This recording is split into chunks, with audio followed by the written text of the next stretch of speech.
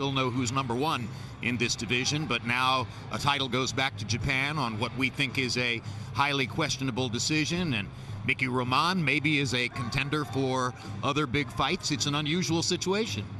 Well, let's start with Tevin Farmer. He was robbed, period. But he has a chance to be a special fighter. He's already a damn good one, and he won tonight. I mean, I register a fight like this in my own mind when I remember it. I remember it as a win for Tevin Farmer. Just as I remember Pernell Whitaker's first fight against Jose Luis Ramirez as a win, because it was a terrible decision. That's the first thing. Farmer has arrived, if not as a star, as a fighter that boxing fans will now pay attention to. And the main event, boy, that was billed as it's going to be a great action fight, maybe fight of the year. But when I looked at it on paper, I saw a fighter, Salido, who always wins this kind of fight against that level of opponent in a tough fight. And in Mickey Roman, a guy who always loses it. So why should we expect anything different tonight? But it did turn out to be a fight of the year kind of fight, a terrific back and forth action fight.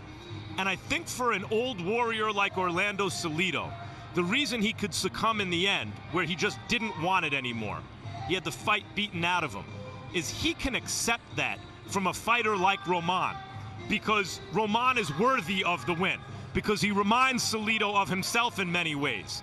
And to just give in to another fighter is not like Orlando Salido.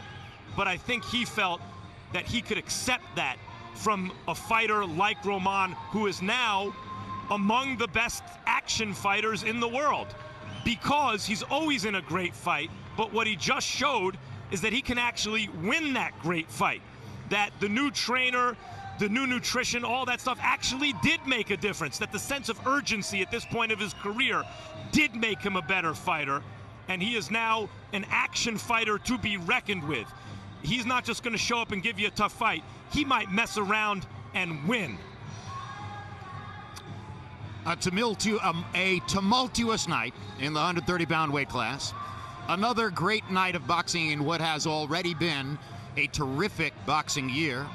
One more fight to go next weekend in Montreal. Thanks for being with us.